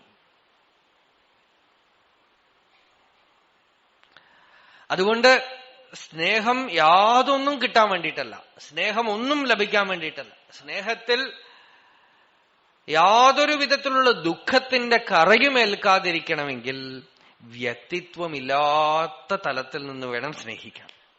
സ്നേഹിക്കുന്ന ആൾക്കും വ്യക്തിത്വമില്ല, സ്നേഹിക്കപ്പെടുന്ന ആളിൽ വ്യക്തിത്വം ആരോപിക്കാതെയാണ് സ്നേഹിക്കുന്നതെങ്കിൽ ആ സ്നേഹം ഒരിക്കലും വിട്ടുപോവില്ല, അവരെങ്ങനെയൊക്കെ തന്നെ ആണെങ്കിൽ. അങ്ങനെയുള്ള ഒരാൾക്ക് ഉള്ളിൽ ഒരു വെറുപ്പ്, ഒരു ദ്വേഷത്തിനെ വെച്ചു പുലർത്താൻ സാധ്യമല്ല. കണ്ണിമ പോലെയാണ് യോഗിയുടെ ചിത്തം എന്ന് വ്യാസഭഗവാൻ ഒരിടത്ത് യോഗസൂത്ര വ്യാഖ്യാനത്തിൽ പറയുന്നുണ്ട്. കണ്ണിമയിൽ ഒരു പൊടി വീണാൽ കണ്ണ് സഹിക്കില്ല, അതുപോലെ ചിത്തത്തിൽ ഒരു ചെറിയ വെറുപ്പോ എന്തെങ്കിലും വൃത്തിയോ വെച്ചുകൊണ്ടിരിക്കാൻ ഭക്തന്റെ ഹൃദയത്തിന് സാധ്യമല്ല. അവിടെ അത് നീക്കിക്കളയണം. അപ്പോ എപ്പോ ഭഗവാനെ ഭഗവാന്റെ അടുത്തും നമ്മൾ ഭക്തി ചെയ്യുമ്പോൾ ഭഗവാനെ താത്വികമായി അറിഞ്ഞുകൊണ്ട് ഭഗവാൻ എന്ന ഭാവത്തോടുകൂടെ ഭക്തി ചെയ്യുമ്പോ തെക്വാദേഹം, നമ്മളുടെ ദേഹം വീണുപോയാലും, നമ്മൾ സ്നേഹിക്കുന്ന ആളുടെ ദേഹം വീണുപോയാലും, നമ്മളുടെ ദേഹം വീണുപോയാലും നമ്മളുടെ സ്നേഹം ഒരിക്കലും വിട്ടുപോവില്ല, അവർക്ക് പുനർജന്മം ഉണ്ടാവില്ല. സ്നേഹിക്കുന്ന പദാർത്ഥത്തിൽ അവര് ലയിച്ചു ചേരും. ഇവിടെ സ്നേഹിക്കുന്ന പദാർത്ഥം എന്താ? ഭഗവാന്റെ ഉണ്മയായ സ്വരൂപം. അതിനാണ് നിലം തന്മേൽ വന്ന് നിൻകഴൽകൾ കാട്ടി. പുറത്ത് ചുവട്ടിൽ വന്ന് ഭഗവാൻ തന്റെ നേരെ ആകർഷിക്കുന്നു. ഗോപസ്ത്രീകളെ തന്റെ നേരെ ആകർഷിച്ചു. ഗോപസ്ത്രീകളുടെ സ്നേഹത്തിൽ അല്പാൽപ്പം തെറ്റിദ്ധാരണ ഉണ്ടായതുകൊണ്ടാണ് വിരഹം ഉണ്ടായത്. അവർക്ക് അറിയുന്നുണ്ട് ഭഗവാൻ ഈ ശരീരമല്ല എന്ന് അറിഞ്ഞാലും വൃന്ദാവനം വിട്ടുപോയപ്പോ വിഷമം, കരയുന്നു. ദുസ്സഹപ്രേഷ്ട വിരഹം. പക്ഷെ അവര് പറയുന്നു, അങ്ങ് ആരാണെന്ന് ഞങ്ങൾക്കറിയാം. നഖലു ഗോപികാനന്ദനോ ഭവാൻ അഖിലദേഹിനാം അന്തരാത്മദൃക്. അവര് തെരഞ്ഞു കാട്ടിലൊക്കെ. രാസക്രീഡാ സന്ദർഭത്തിൽ ഗോപസ്ത്രീകൾ യമുനാപുളിനത്തിൽ കൃഷ്ണനെ തെരയുമ്പോ ശ്രീ ശുകബ്രഹ്മ മഹർഷി പറയുന്നു, ആരെയാണ് അവര് തെരയണത്? ഉള്ളിലും പുറത്തും ആകാശം പോലെ വ്യാപിച്ചിരിക്കുന്ന ഭൂതാത്മാവിനെയാണ് അവര് വൃക്ഷങ്ങളിലും ലതകളിലും ഒക്കെ തെരയുന്നത് എന്ന് ശ്രീ ശുകാചാര്യർ. ശ്ലോകം എന്താ? അന്തർഭൂതാത്മാനം. ആകാശം പോലെ ഉള്ളിലും പുറത്തും വ്യാപിച്ചിരിക്കുന്ന ഉള്ളിലും പുറത്തും വ്യാപിച്ചിരിക്കുന്നതായ ഹരിയെ അവര് വൃക്ഷങ്ങളിലും ലതകളിലും അന്വേഷിച്ചുകൊണ്ട് നടന്നു. അപ്പോ അവരുടെ ഭക്തിക്ക് ഭഗവാൻ അവരെ പിടിച്ചുയർത്തി. വിരഹം കൊണ്ട് തന്നെ അവരെ പരിപാകപ്പെടുത്തി. ഒരേ അടിക്ക് അവർ ഉപേക്ഷിച്ച് മധുരാപുരിയിലേക്ക് പോയി. എന്നാൽ ഗോപസ്ത്രീകൾ അത്യധികം മൂഢകളായിരുന്നുവെങ്കിൽ അവരെന്ത് ചെയ്യണം? ഭഗവാനെ അന്വേഷിച്ച് മധുരാപുരിയിലേക്ക് അവർ പോണ്ടതാണ്. പോയില്ല അവര്. കാരണം എന്താ? അവർക്കറിയാം ഞങ്ങളുടെ വിരഹ ദുഃഖം ഞങ്ങളുടെ മാത്രം അജ്ഞാനം കൊണ്ട് ഉണ്ടായതാണ്. ഭഗവാൻ മധുരാപുരിയിലുള്ള ആളല്ല. മധുരാപുരിയിൽ ഭഗവാനെ അന്വേഷിച്ചു കൊണ്ടുപോയാൽ ഭഗവാൻ അവിടുന്ന് വേറെ എവിടെയെങ്കിലും ഒക്കെ പോകും. ഈ അന്വേഷിച്ച് നടക്കുന്നതിന് അർത്ഥമില്ല. ഭഗവാൻ തന്ന അനുഭൂതി ഉള്ളിലാണ്. ആ അനുഭൂതിയിൽ നിലയ്ക്കാൻ തടസ്സം നിൽക്കുന്ന ഈ വിരഹദുഃഖം ഞങ്ങളുടെ മാത്രം അജ്ഞാനമാണെന്ന് അറിയുന്നത് കൊണ്ട് ഗോപസ്ത്രീകൾ ദുഃഖമുണ്ടെങ്കിൽ പോലും ഭഗവാന്റെ പുറകെ അവർ മധുരാപുരിയിലേക്കൊന്നും പോയില്ല. ഇതൊക്കെ നോക്കണം. അപ്പൊ എന്താ? ജന്മകർമ്മചമേ ദിവ്യം ഏവം യോ വേത്തി തത്വതഃ. കൃഷ്ണൻ പോയപ്പോ ജയതി തേദികം ജന്മനാ വ്രജഃ ശ്രയത ഇന്ദിരാ ശശ്വതത്രഹി എന്ന് പാടിയ ഗോപികാഗീതത്തിൽ തന്നെ നഖലു ഗോപികാനന്ദനോ ഭവാൻ അഖിലദേഹിനാം അന്തരാത്മദൃക് എന്ന് പാടുന്നുണ്ട് അവര്. വിരഹമുള്ളപ്പോ തന്നെ തത്വജ്ഞാനവും ഉണ്ട്. വസ്തു മറന്നിട്ടൊന്നുമില്ല. ഒരു വശത്ത് ജാരബുദ്ധിയോടുകൂടെ കൃഷ്ണനെ ജാരാത്മനാനതു പരമാത്മതയാ സ്മരന്ത്യഹ എന്ന് പറയുന്നത്. സ്മരിച്ചില്ല, അത്രയേ ഉള്ളൂ. മറന്നു പോണു. ഈ പരമാത്മബുദ്ധി മറന്നു പോകുമെങ്കിലും ഭഗവാൻ ഓർമ്മിപ്പിച്ചുകൊണ്ടേയിരിക്കുന്നുണ്ട്. അത് കുറെ കാലം ഈ ഒരു വിരഹത്തിന്റെ ദുഃഖം അനുഭവിച്ചു കഴിഞ്ഞപ്പോഴാണ് ഉദ്ധവരെ പറഞ്ഞേക്കുന്നത്. ഉദ്ധവരുടെ അടുത്ത് ഭഗവാൻ ഭഗവത് സ്വരൂപത്തിനെ ഓർമ്മിപ്പിക്കാനായി ഉദ്ധവരെ പറഞ്ഞയച്ചതോടുകൂടെ ഇവരുടെ ദുഃഖം സമ്പൂർണമായി മാറി. ഉദ്ധവരുമായിട്ടുള്ള സംവാദത്തിൽ വ്യപേത വിരഹജ്വരാഹ ഉദ്ധവം പൂജയാം ചക്രുഹു ജ്ഞാത്വാ ആത്മാനമധോക്ഷജം. വിരഹമെന്നുള്ള ജ്വരം അവരെ വിട്ടുപോയി എന്നാണ് ഭാഗവതം പറയുന്നത്. വിരഹമെന്നുള്ള ജ്വരം വിട്ടുപോയി ഉദ്ധവനെ പൂജിച്ചു. എന്തിനാ ഉദ്ധവനെ പൂജിച്ചതെന്ന് വെച്ചാൽ ആത്മാനം ജ്ഞാത്വാ, ആത്മാവിനെ അറിഞ്ഞിട്ട്, ഭഗവാനെ ആത്മാവാണെന്ന് അറിഞ്ഞിട്ട്, കൃഷ്ണൻ ഒരിക്കലും ഞങ്ങളെ വിട്ടു പിരിയാത്ത വസ്തുവാണെന്നും കൃഷ്ണൻ വേറെയാണ് ഞങ്ങൾ വേറെയെന്നോ ഉള്ള അജ്ഞാനം നീങ്ങുകയും ചെയ്തതുകൊണ്ട് ഉദ്ധവം പൂജയാം ചക്രുഹു ജ്ഞാത്വാത്മാനമധോക്ഷജം. ഇതൊക്കെ ഭാഗവതമാണ്. അപ്പൊ ഭഗവാനെ താത്വികമായി അറിഞ്ഞാൽ തത്വതഃ ജാനാതി ഭക്ത്യാമാം അഭിജാനാതി യാവാൻ യശ്ചാസ്മി തത്വതഃ തതോ മാം തത്വതോ ജ്ഞാത്വാ വിശദേ തദനന്തരം. അങ്ങനെ ഭക്തി കൊണ്ട് ഭഗവാനോട് അടുത്തു കഴിഞ്ഞാൽ ഭഗവാൻ തന്നെ തത്വസ്വരൂപം ബോധിപ്പിക്കും. അങ്ങനെ ബോധിച്ചു കഴിഞ്ഞാൽ ശരീരം വിട്ടാൽ പൂർണ്ണമായി ഭഗവാനെ ലയിച്ചു ചേരും. അവർക്ക് പുനർജന്മമില്ല. തെക്വാദേഹം പുനർജന്മ നൈതി മാമേതി സോർജുന. അവർക്ക് പുനരുത്പത്തി ഇല്ല എന്നാണ്. പുനരുത്പത്തി അവർക്ക് അവസാനിച്ചു. ഭഗവത് സ്വരൂപികളായിട്ട് അവർ തീരും. ഭഗവാനിൽ നിന്ന് അന്യമായ ഒരു അസ്തിത്വമില്ലാതെ അവര് ഭഗവത് സ്വരൂപികളായിട്ട് തീരും എന്ന് ഭഗവാന്റെ വചനം. അടുത്ത ശ്ലോകം. വീതരാഗഭയക്രോധാം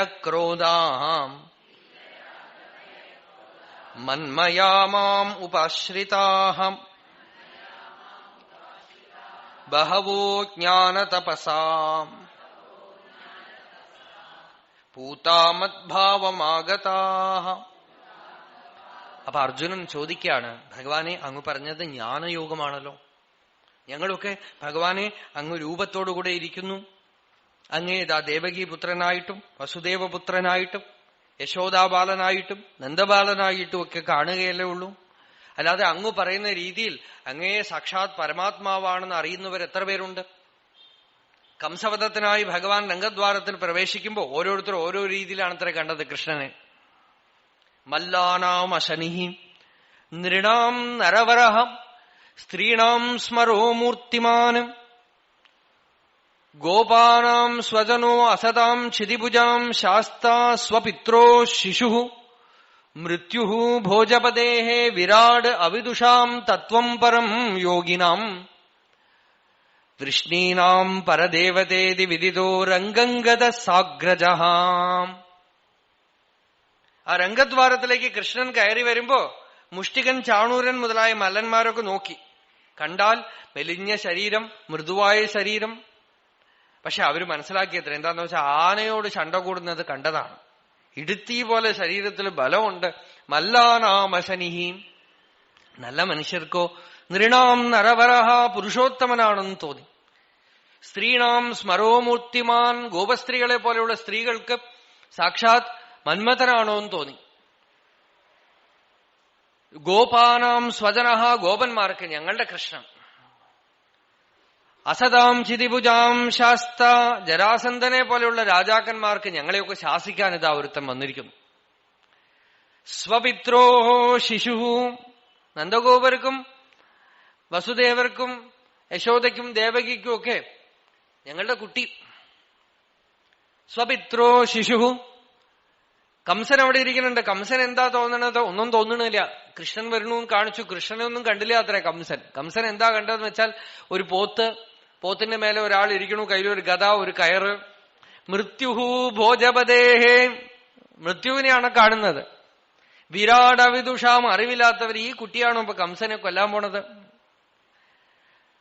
അപ്പൊ ഗർഗാചാര്യരെ പോലെയും ചില യോഗികളും ഒക്കെ അവിടെ ഇരിക്കുന്നുണ്ട്. അവർക്കൊക്കെ തത്വം പരം യോഗിനാം. അവർക്കൊരു രൂപം വരുന്നു എന്നോ കൃഷ്ണൻ വരുന്നു എന്നോ ഒരാൾ വരുന്നു എന്നോ തോന്നിയില്ല. പരമാത്മ തത്വമാണത്, ഒരു വസ്തു. തത്വം പരം യോഗിനാം വൃഷ്ണീനാം പരദേവതേതി വിദിതോ രംഗംഗത സാഗ്രജ. അപ്പോ വാസ്തവത്തിൽ തത്വം അറിയാൻ ആർക്ക് ശക്തി ഉണ്ടോ അവര് മാത്രം താത്വികമായി ഭഗവാനെ കാണുന്നു. ബാക്കിയുള്ളവരൊക്കെയോ അവരവരുടെ ഭാവത്തിനനുസരിച്ച് അച്ഛനാണെങ്കിൽ മകനായിട്ടും, ഭാര്യയാണെങ്കിൽ ഭർത്താവായിട്ടും, ശത്രുക്കളാണെങ്കിൽ ശത്രുവായിട്ടും, ഇങ്ങനെ പല രീതിയിലും സഖാവായിട്ടും ദേവതയായിട്ടും ബന്ധുവായിട്ടും ഒക്കെ കാണുമ്പോ ഭഗവാൻ പറയുന്നു, ജന്മകർമ്മചമേ ദിവ്യം ഏവം യോ വേത്തി തത്വതഃ. ആര് താത്വികമായി അറിയുന്നു അയാൾക്ക് മാത്രം എന്റെ ശരീരമോ നാമരൂപമോ കണ്ടു മോഹിച്ചു പോകാതെ ശരീരം വിടുമ്പോ ജനന മരണ ചക്രത്തിൽ നിന്ന് രക്ഷപ്പെട്ടു പോകും.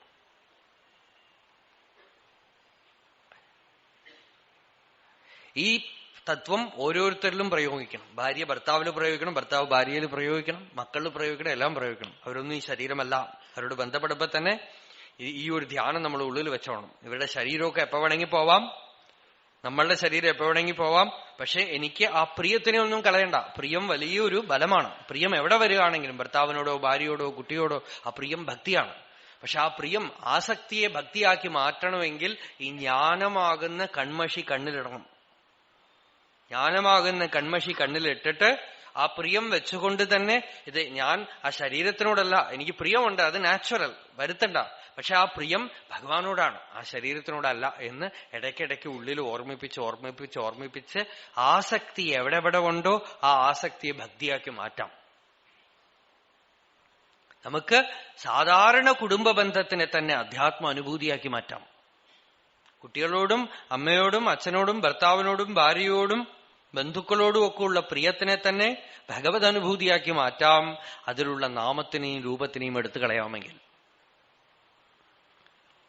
അപ്പോ നമ്മൾക്ക് നമ്മളുടെ സ്നേഹം കൊണ്ടൊന്നും നമുക്ക് സംസാര ബന്ധമൊന്നും ഉണ്ടാവുകയില്ല. സ്നേഹിക്കുന്തോറും നമ്മള് സമാധി അനുഭവിക്കും. സ്നേഹിക്കുന്തോറും നമ്മള് യോഗാനുഭവം നേടും. സ്നേഹിക്കുന്തോറും നമ്മള് ഭഗവത് അനുഭൂതി നേടും. ഒന്നും പ്രത്യേകിച്ച് ഒരു വിഗ്രഹത്തിനെ വെച്ച് പൂജിക്കൊന്നും വേണ്ട. ഉള്ള സ്നേഹത്തിനെ ശുദ്ധമാക്കിയാൽ മതി. എവിടെ നാച്ചുറലായിട്ട് സ്നേഹമുണ്ടോ അവിടെ ശുദ്ധമാക്കിയാൽ മതി. സാധിക്കുമെങ്കിൽ ചെയ്യുക. ഇതൊരു യോഗമാർഗമാണ്. അതറിയുന്നവർ ശരീരം ഉപേക്ഷിച്ചാൽ വീണ്ടും ജനിക്കില്ല എന്ന് ഭഗവാൻ പറയാണ്. അപ്പൊ അങ്ങനെയുള്ള യോഗികൾ അത്രയൊക്കെ ജ്ഞാനതപസ്സുള്ളവരുണ്ടോ? ജ്ഞാനതപസ് എന്നാണ് ഇതിന് പറയണതേ. നമുക്ക് ഉള്ളതിനെ ജ്ഞാനം കൊണ്ട് ശുദ്ധമാക്കുക, അതാണ് ജ്ഞാനതപസ്. ആ ജ്ഞാനതപസ് ഈ ഏകാന്ത തപസ്സിനേക്കാളും ഒക്കെ എത്രയോ വലുതാണ്. ഒരിടത്ത് കുത്തിയിരുന്ന് ഓരോ അനുഷ്ഠാനങ്ങളൊക്കെ ഉണ്ടാക്കി ഇതും അതും ഒക്കെ ചെയ്യുന്ന തപസ്സിനേക്കാളും ഒക്കെ എത്രയോ ശ്രേഷ്ഠമാണ് ഈ ജ്ഞാനതപസ്. ചിന്താമണി കൊണ്ട് എന്തിനെ തൊട്ടാലും സ്വർണമാവണ പോലെ ഈ ജ്ഞാനമാവുന്ന ചിന്താമണി കൊണ്ട് നമ്മളുടെ അനുഭവ മണ്ഡലങ്ങളെയൊക്കെ തൊടുന്തോറും അതൊക്കെ തനി തങ്കമായിട്ട് മാറും. അനുഭൂതി കൊണ്ട് ശുദ്ധമാവും. അങ്ങനെയുള്ള ജ്ഞാനതപസ് ആർക്ക് ചെയ്യാൻ കഴിയും? എത്ര പേരുണ്ടാവും? ഭഗവാൻ പറഞ്ഞു ഒരുപാട് പേരുണ്ടായിരുന്നുണ്ടെന്ന്. വീതരാഗഭയക്രോധാഹ. ജ്ഞാനതപസ്സിന് എന്താണ് വേണ്ടത്? ആദ്യം സ്വീകരിക്കണം, എല്ലാരിലും ഭഗവാനാണ് ഉള്ളത് എന്ന് സ്വീകരിക്കുക. ഭാഗവത ധർമ്മ സർവസ്വമാണത്. എല്ലാരിലും ഭഗവാനാണ് ഉള്ളത്, സകല പേരിലും. യേശുക്രിസ്തു പറഞ്ഞു അത്രേ, എല്ലാരെയും എന്നെ പോലെ സ്നേഹിക്കുക. അപ്പൊ ഒരാൾ പറഞ്ഞു എല്ലാരെയും ആവാം, പക്ഷെ ഈ അടുത്ത വീട്ടുകാരനെ മാത്രം പറ്റില്ല, അവനാണ് പ്രശ്നം. അപ്പോഴാണത്രേ പറഞ്ഞു ഈ അടുത്ത വീട്ടുകാരനെ നിന്നെ പോലെ സ്നേഹിക്കുക. അപ്പോഴേ ഈ അടുത്ത വീട്ടുകാരൻ പ്രത്യേകിച്ച് പറയേണ്ട ആവശ്യമുള്ളൂ. അല്ലെങ്കിൽ എല്ലാരിലും ഒരേ ആളാണോ ഉള്ളത്? നമുക്ക് ഈ അടുത്തവരൊക്കെയാണോ കുഴപ്പമേ? അടുത്തവര്, ഭർത്താവ്, ഭാര്യ, അല്ല ദൂരത്ത് എനിക്ക് അറിയാത്ത ആളെ സ്നേഹിക്കാൻ ഇപ്പൊ എന്താ ബുദ്ധിമുട്ട്? ഒരു വിഷമമില്ല. അതൊക്കെ അമേരിക്കൻ പ്രസിഡന്റിനെ ഇവിടെ ഇരുന്ന് സ്നേഹിച്ചതുകൊണ്ട് എനിക്കൊരു കുഴപ്പമില്ല. അയാളുമായി എനിക്കൊരു സംബന്ധം കൊടുക്കൽ വാങ്ങലൊന്നുമില്ല. ഈ അടുക്കും തോറുമാണ് ചില കുഴപ്പങ്ങൾ, നമ്മളുടെ കുഴപ്പങ്ങൾ അവര് കാണും, അവരുടെ കുഴപ്പങ്ങൾ നമ്മൾ കാണും. അപ്പോ ആ ബന്ധത്തിനെ ശുദ്ധമാക്കാൻ രാഗം, ഭയം, ക്രോധം, വീതരാഗഭയക്രോധ. ഒരാളോട് നമുക്ക് അറ്റാച്ച്മെന്റ് ഇല്ലെങ്കിൽ നോക്കണം, അതാണ് അതിന്റെ സീക്രട്ട്. അറ്റാച്ച്മെന്റ് ഒരിടത്തും ഇല്ലെങ്കിൽ, അറ്റാച്ച്മെന്റ് എപ്പോ പോകും? എല്ലാം നശ്വരമാണെന്ന് അറിഞ്ഞാൽ പോകും. ഭയമില്ല, രാഗത്തിനോട് തന്നെ ഭയമുണ്ട്. നമുക്ക് എന്തിനോടെങ്കിലും ഒട്ടിയിരിക്കുമ്പോ അത് നമ്മളെ വിട്ടുപോകുവോ എന്ന് പേടി, അല്ലെങ്കിൽ നമ്മളതിനെ വിട്ടുപോകുവോ എന്ന് പേടി, ഭയമുണ്ട്. അതിന് കുറുകെ എന്തെങ്കിലും വന്നാൽ അതിനോട് ക്രോധം. എനിക്കും ഞാൻ അറ്റാച്ച്ഡ് ആയിട്ടുള്ള വസ്തുവിനും തടസ്സമായിട്ട് ആരെങ്കിലും അല്ലെങ്കിൽ എന്തെങ്കിലും അനുഭവം ഏർപ്പെട്ടാൽ ക്രോധം. ഈ മൂന്നും എടുത്തു കളഞ്ഞിട്ട് മന്മയാഹ മാമുപാശ്രിതാഹ, എല്ലാരിലും ഭഗവാനാണ് ഉള്ളത് എന്ന് കണ്ട് എല്ലാരിലുമുള്ള ഭഗവാനെ ആശ്രയിച്ചുകൊണ്ട് ഉള്ളിലുള്ള ഭഗവാനെ കണ്ടുകൊണ്ട്, മന്മയത്വം എന്ന് പറഞ്ഞാൽ ഉള്ളിൽ മുഴുവൻ ഭഗവത് അനുഭൂതിയാണ്. രാഗം ഭയം ക്രോധം ആരിൽ നിന്ന് പോയോ അയാൾക്കുള്ളിൽ ചിത്തവൃത്തിയേയില്ല, എപ്പോഴും യോഗാനുഭവമാണ്. അതാണ് മന്മയത്വം. മാമുപാശ്രിതാഹ എന്ന് വെച്ചാൽ എവിടെയുള്ളതും ഭഗവാനാണ്. അതുകൊണ്ട് എനിക്ക് എപ്പോ എന്തു വേണോ അതൊക്കെ ഭഗവാൻ ഏതെങ്കിലും ഹൃദയത്തിൽ ഇരുന്നു കൊണ്ട് തോന്നിയിട്ട് ചെയ്തോളും. അതാണ് വിരാട് രൂപനായ ഭഗവാനെ ആശ്രയിക്കുമ്പോൾ യോഗക്ഷേമം ഭഗവാൻ അങ്ങനെയാണ് വഹിക്കുന്നത്. ഏതെങ്കിലുമൊക്കെ ശരീരത്തിലൂടെ, ഏതെങ്കിലുമൊക്കെ ശരീരത്തിൽ അന്തര്യാമിയായി ഇരുന്നുകൊണ്ട് എന്തെങ്കിലുമൊക്കെ ചെയ്തോളും ഭഗവാൻ. അല്ലാതെ ഭഗവാൻ സർവതഃപാണിപാദം തത് സർവതോക്ഷി ശിരോമുഖം, അങ്ങനെയുള്ള ഭഗവാനാണ് ശരണാഗതി ചെയ്യണതേ. അപ്പോ ഭഗവാനെ ആശ്രയിക്കുന്നു എന്ന് വെച്ചാലോ എല്ലായിടത്തും എല്ലാവരുടെ രൂപത്തിലുള്ള ഭഗവാനെ ആശ്രയിക്കുകയാണ്. മാമുപാശ്രിതാഹ, ഇതാണ് തപസ്, ജ്ഞാന തപസ്. മന്മയത്വവും മാമുപാശ്രയത്വവുമാണ് തപസ്. ഭഗവത് മയത്വം, ഭഗവത് ഉപാശ്രയത്വം. ഉള്ളിൽ ഭഗവാനെ അനുഭവിക്കുന്നു, പുറമേക്ക് ഭഗവാനെ ആശ്രയിക്കുന്നു. ഭാഗവതത്തിൽ 11ാമത്തെ സ്കന്ധം മന്മയത്വം, 12ാമത്തെ സ്കന്ധം മാമുപാശ്രയത്വം. ആദ്യം ഉള്ളിൽ ഭഗവാനെ കണ്ടു, എന്നിട്ട് വ്യവഹാരത്തിൽ വരുമ്പോഴൊക്കെ ഭഗവാനാണ്. എന്തു വേണോ അപ്പൊ ആ ഭഗവാൻ എനിക്ക് തന്നോളും, ചെയ്തോളും എന്ന് ഉറപ്പുണ്ടെങ്കിൽ ഭഗവാനെ ആശ്രയിച്ച് സ്വച്ഛന്തമായിട്ട് ലോകത്തിൽ ജീവിക്കാം. മന്മയാഹ മാമുപാശ്രിതാഹ, ഈ രണ്ടെണ്ണം, ഈ മന്മയത്വവും മാമുപാശ്രയത്വത്തിനും തടസ്സം രാഗം ഭയം ക്രോധമാണ്. രാഗവും ഭയവും ക്രോധവും എടുത്തു കളഞ്ഞിട്ട് വിരാടരൂപനായ ഭഗവാനെ ആശ്രയിച്ചുകൊണ്ട്, അന്തര്യാമി രൂപനായ ഭഗവാനെ ധ്യാനിച്ചുകൊണ്ട്, വിശ്വരൂപനായ ഭഗവാനെ ആശ്രയിച്ചുകൊണ്ട്, അക്ഷരപുരുഷനായ ഭഗവാനെ ധ്യാനിച്ചുകൊണ്ട് എത്രയോ പേർ ജ്ഞാനതപസ്സുകൊണ്ട് പരിഭാഗപ്പെട്ട് മാമുപാഗതാഹ, എന്നെ പ്രാപിച്ചിട്ടുണ്ട് എന്ന് വെച്ചാൽ ജീവൻ മുക്തന്മാരായിട്ടുണ്ട് എന്നർത്ഥം. അതുകൊണ്ട് ആശയ്ക്ക് വകയുണ്ട്. നമുക്കൊക്കെ സാധിക്കുമോ എന്ന് ചോദിച്ചാൽ എത്രയോ പേര് സാധിച്ചിട്ടുണ്ടല്ലോ. ഉള്ളിൽ ഭഗവാനെ അനുഭവിച്ചുകൊണ്ടും ജഗത്ത് മുഴുവൻ ഭഗവാനാണെന്ന് കണ്ടുകൊണ്ടും നടന്ന എത്രയോ പേരുണ്ടല്ലോ. സ്വാമി രാമദാസ് ഉണ്ടായിരുന്നു. രാമദാസ് സ്വാമികൾ എല്ലാം ഭഗവാനാണെന്ന് പറഞ്ഞു ഒരു ദിവസം അങ്ങോട്ട് ഇറങ്ങി നടന്നു. കയ്യിലൊന്നുമില്ല, ഒരു പാത്രം കയ്യിലുണ്ടായിരുന്നത് പോലും കളഞ്ഞിട്ട്, കയ്യിൽ കാശ് പോലും ഒന്നുമില്ലാതെ എങ്ങനെ യാത്ര. എന്തിനെ വിശ്വസിക്കുന്നു? ഭഗവാനെ, രാമനെ. ഒരാള് പിടിച്ചു നിർത്തിയിട്ട് ചോദിച്ചു, നിന്റെ രാമൻ എവിടെ? എല്ലായിടത്തും ഉണ്ട്. എല്ലായിടത്തും ഉണ്ടെങ്കിൽ പിന്നെ എന്തിനാ ഇങ്ങനെ ഈ തെണ്ടുന്നത്? എല്ലായിടത്തും രാമൻ ഉണ്ടെന്ന് കാണാനാണ് ഈ തെണ്ടുന്നത്. അപ്പൊ നിന്റെ രാമൻ ഇവിടെ ഉണ്ടോ? ഇവിടെ ഉണ്ട് രാമൻ. ഇവിടെ എവിടെയാ ഉള്ളത്? റൈറ്റ് ബിഫോർ മീ, എന്റെ മുമ്പിൽ നിൽക്കുന്നു രാമൻ. രാമനാണ് എന്നോട് ചോദിക്കുന്നത്, എവിടെ രാമൻ? ഇതാണ് മാമുപാശ്രിതാഹ. എവിടെയും ഭഗവാൻ ഉണ്ടെന്ന് കരുതി അപ്പൊ ആരെങ്കിലുമൊക്കെ ഭക്ഷണം തരുന്നു, ആരെങ്കിലുമൊക്കെ നോക്കുന്നു. ഇത് അനന്യാശ്ചിന്തയന്തോ മാം ഏ ജനാഃ പര്യുപാസതേ തേഷാം നിത്യാഭിയുക്താനാം യോഗക്ഷേമം വഹാമ്യഹം എന്ന. യോഗക്ഷേമം എങ്ങനെ വഹിക്കും? അനേക ശരീരങ്ങളിലൂടെ വഹിക്കും. ആരെങ്കിലുമൊക്കെ നോക്കും, ആരെങ്കിലുമൊക്കെ വഴി കാണിക്കും, ആരെങ്കിലുമൊക്കെ കൂട്ടിക്കൊണ്ടുപോകും. നമ്മൾ വിചാരിക്കുന്നു വീട്ടിലും കുടുംബത്തിലും കെട്ടിക്കിടക്കുന്ന നമ്മളെപ്പോലുള്ള കുടുംബികളുടെ ധാരണ, എന്റെ ഭാര്യ, എന്റെ കുട്ടികള്, ഇവരൊക്കെയാണ് പിന്നെ നോക്കാം, അല്ലെങ്കിൽ നാളെ എന്നെ ആര് നോക്കും? അവസാനം അവരൊക്കെ ഇട്ടിട്ട് പോകും, ആരോ നോക്കും. അപ്പോഴാണ് നമുക്ക് മനസ്സിലാവുക നമ്മൾ നോക്കുന്നു വിചാരിക്കണവരൊന്നും നോക്കണില്ല, ആരോ നോക്കണു. ഇവരൊന്നും ഇല്ലെങ്കിൽ ആര് നോക്കും? ഇവരൊക്കെയാണപ്പോ നമ്മൾ ഇവരെയൊക്കെ വിശ്വസിച്ചിട്ടാണോ ഭഗവാൻ നമ്മളങ്ങോട്ട് കൊണ്ടുവരുന്നത്? ആരോ നോക്കണു, ആരോ വളർത്തുന്നു, എന്തൊക്കെയോ ഇല്ലേ. തെരുവിൽ ഇപ്പൊ നായ്ക്കളൊക്കെ നടക്കണില്ലേ? അവർക്ക് എന്താ ഇപ്പൊ കുറവുള്ളത്? എത്ര കാലമായി ഒരു പരമ്പര തുടർന്നിട്ട്? കൃപാനന്ദ വാര്യർ ചൊല്ലുവർ, പുണ്യം ரொம்ப அதிகமான അമേരിക്കാവിൽ പോയി നായാ പുറപ്പെടണം. അമേരിക്കയിൽ പോയി നായായിട്ട് ജനിക്കും. എന്താന്ന് വെച്ചാൽ അവിടെ മനുഷ്യനായി ജനിച്ചാൽ പണിയെടുക്കണം. നായാണെങ്കിൽ പണിയൊന്നും എടുക്കണ്ട, ആരെങ്കിലും നോക്കും. കാറിലൊക്കെ ഇരുന്ന് പോകും, എല്ലാരും ടാറ്റാ കാണിക്കും നായ്ക്ക്. മനുഷ്യക്കുട്ടിയൊന്നും ആരും സംരക്ഷിക്കില്ല. ഒരുപാട് പുണ്യം ചെയ്താൽ അവിടെ പോയി നായായിട്ട് ജനിക്കണം. മൃഗങ്ങളുമൊക്കെ ജീവിക്കണില്ലേ? ആരൊക്കെയോ നോക്കണം. അവരൊക്കെ ആരെ വിശ്വസിച്ചിട്ടാ പറയൂ? ഒരു നായ്ക്കുട്ടി ജനിച്ചു കഴിഞ്ഞാൽ നോക്ക്, അത് ആരെങ്കിലും കണ്ടാൽ വാലാട്ടോ അവര് കൂട്ടിക്കൊണ്ടുപോകും വീട്ടിലേക്ക്.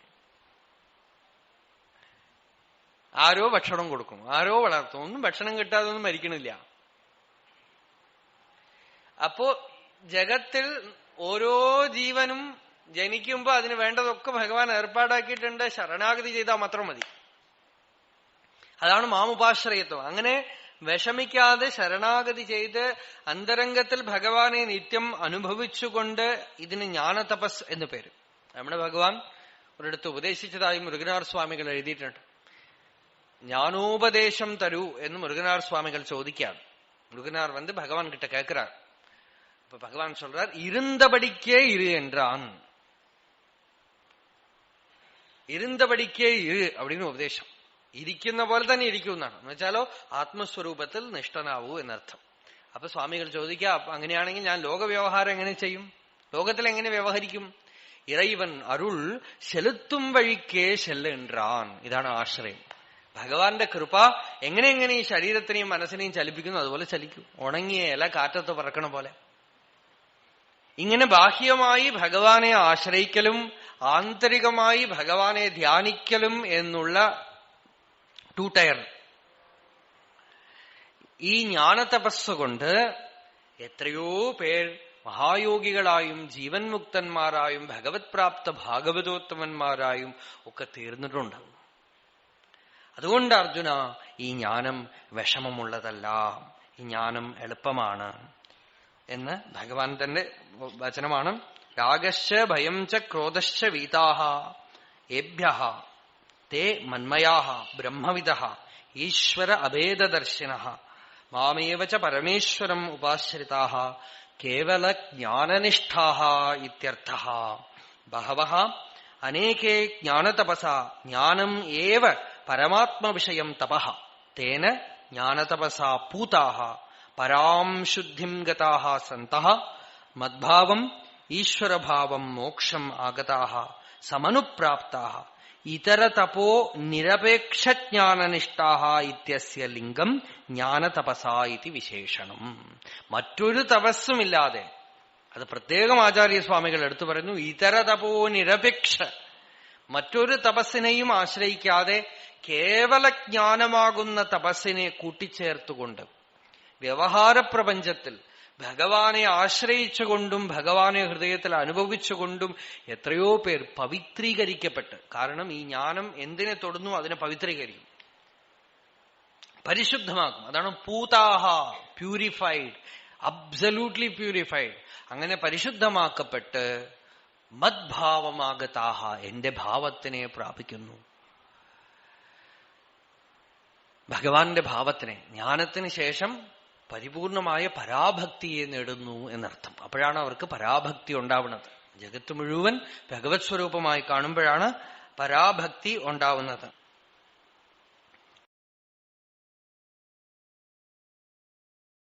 അപ്പോ ഇങ്ങനെ ജ്ഞാനം കൊണ്ട് ഭഗവാനെ പ്രാപിക്കുന്നവരെ പറഞ്ഞു. ഇനിയിപ്പോ ജ്ഞാനം കൊണ്ടല്ലാതെ ഭഗവാനെ പല മാർഗത്തിൽ ഉപാസിക്കുന്നവരുണ്ട്.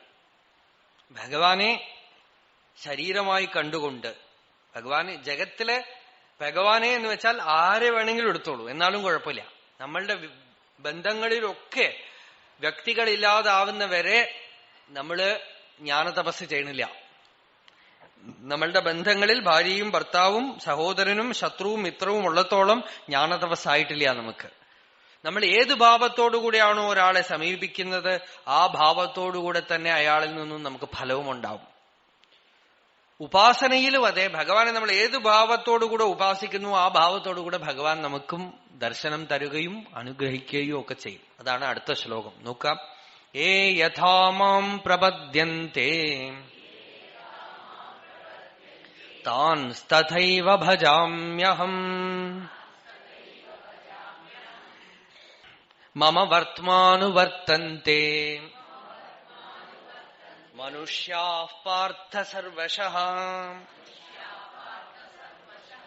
യേ യഥാ ഏന പ്രകാരേണ ഏന പ്രയോജനേന യത് ഫലാർത്ഥിതയാ മാം പ്രപദ്യന്തെ. ഏത് ഫലത്തിനെ ഇച്ഛിച്ചുകൊണ്ടാണോ എന്നെ പ്രാപിക്കുന്നത്. ഭാഗവതത്തിൽ ഈ ദേവതാ ഉപാസനയൊക്കെ പറയണ്ടേ, ഇന്നതിന് ഇന്ന ദേവത എന്നൊക്കെ.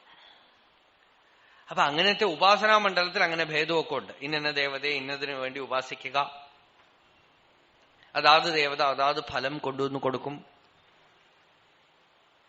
ഇന്ന നിവേദ്യങ്ങൾ വെച്ച് ഇന്ന മന്ത്രങ്ങൾ കൊണ്ട് ഉപാസിക്കുകയൊക്കെ ചെയ്താൽ അതാത് ഫലം കൊടുക്കാൻ ആ ദേവത ശക്തമായി തീരും.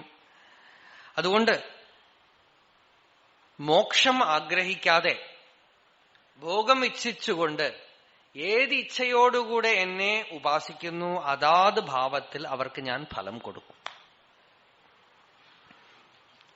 അതുകൊണ്ട് ഭഗവാൻ ഇത്ര ഭക്തി ചെയ്തുവല്ലോ, അയാൾക്ക് മോക്ഷം കിട്ടിയില്ലല്ലോ, അയാൾ വിമുക്തനായില്ലല്ലോ, ജ്ഞാനിയായില്ലല്ലോ, അയാൾക്ക് ഉള്ളിൽ സങ്കല്പത്തിൽ അതില്ല. നമുക്ക് എന്ത് സങ്കല്പമുണ്ടോ ആ സങ്കല്പം ഫ്രക്ടിഫൈ ആയി പോയാലേ മോക്ഷമാവുള്ളൂ.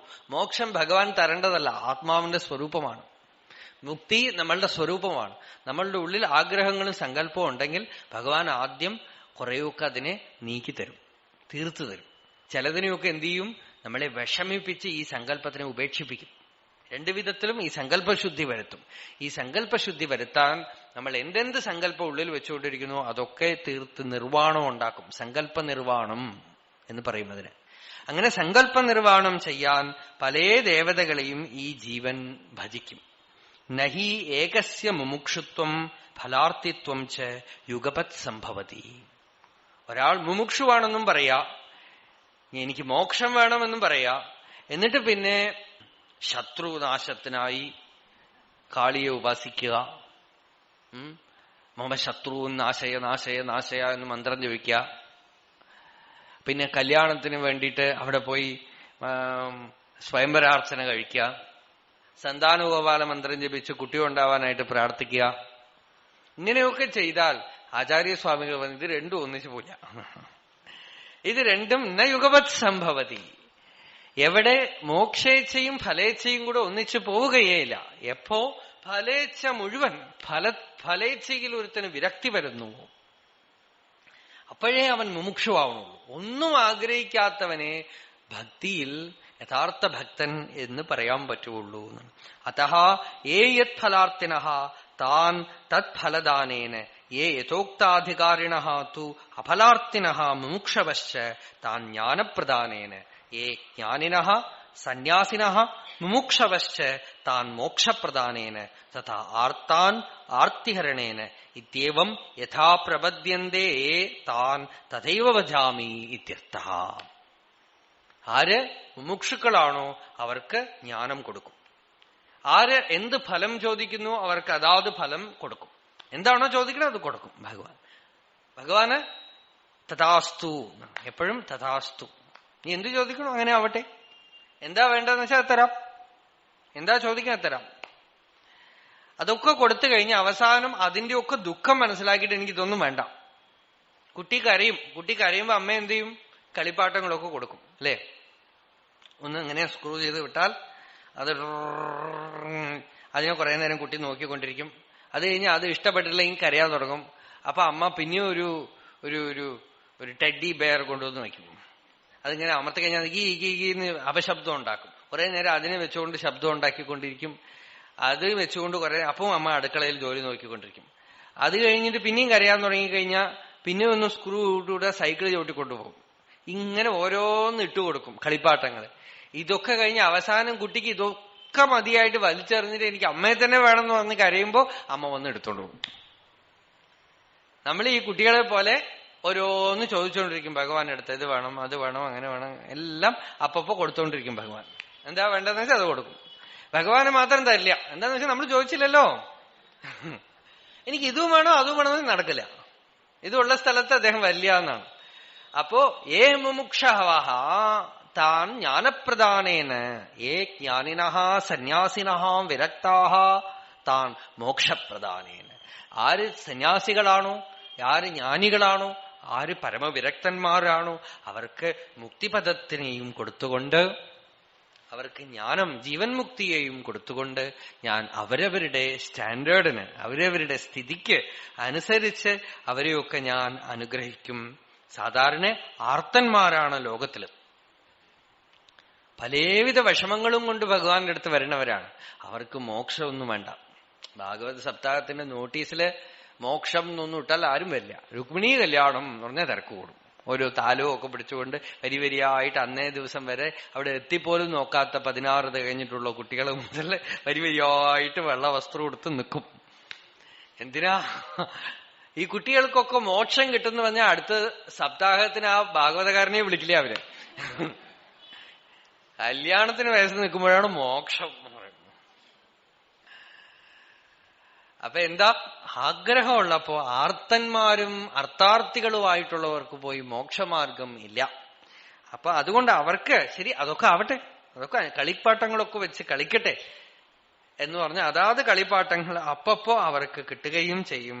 ന പുന രാഗദ്വേഷ നിമിത്തം മോഹനിമിത്തം വാ കിഞ്ചിത് ഭജാമി സർവഥാപി സർവാവസ്ഥസ്യ മമ ഈശ്വരസ്യ വർത്തമാ മാർഗം അനുവർത്തന്തെ മനുഷ്യാഃ ഹിത്ഫലാർത്ഥിതയാ യസ്മിൻ കർമ്മണി അധികൃതാഃ യേ പ്രവർത്തന്തെ തേ മനുഷ്യാഃ അത്ര ഉച്യന്തെ.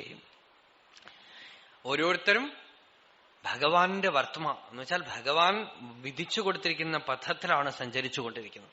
ഉള്ളിലുള്ള വാസനയ്ക്കനുസരിച്ച് ഓരോരുത്തരുടെയും സ്വഭാവത്തിനനുസരിച്ച് ഓരോ സ്ഥലത്ത് ജനിക്കുകയും ഓരോരോ ധർമ്മത്തിൽ നിയോജിക്കപ്പെടുകയും അതിൽ പ്രവർത്തിക്കുകയും അതിനനുസരിച്ച് ആഗ്രഹിക്കുകയും അതിനനുസരിച്ചുള്ള ആഗ്രഹങ്ങളെ അനുഭവിക്കുകയും അതിന്റെ ഫലമായി സുഖവും ദുഃഖവും അനുഭവിക്കുകയും ചെയ്ത് ഇങ്ങനെ സുഖദുഃഖങ്ങൾ അനുഭവിച്ച് കുറെ കഴിയുമ്പോൾ ദുഃഖം മാത്രം അനുഭവിച്ചു കഴിയുമ്പോൾ ഏതേത് വസ്തുവിൽ നിന്നും ദുഃഖം മാത്രം വരുന്നുവോ അതാത് വസ്തുവിനോടുള്ള ആസക്തിയെ ഉപേക്ഷിച്ച് മറ്റു വസ്തുക്കളിൽ പറ്റിക്കൂടി അതിലും സുഖം പോയി ദുഃഖം വരുമ്പോൾ അതിനെയും ഉപേക്ഷിച്ച് ഇങ്ങനെ ദുഃഖം എന്നുള്ള ഒരു പ്രബല ശക്തിയുടെ സഹായത്തോടുകൂടെ 1ാം class 2ാം class 3ാം class 4ാം class 5ാം class എന്ന് കയറി ക്ലാസുകൾ ഉപേക്ഷിച്ച് അവസാനം പഠിപ്പേ മടുത്ത് ഉപേക്ഷിക്കുന്നവരെ പോകും.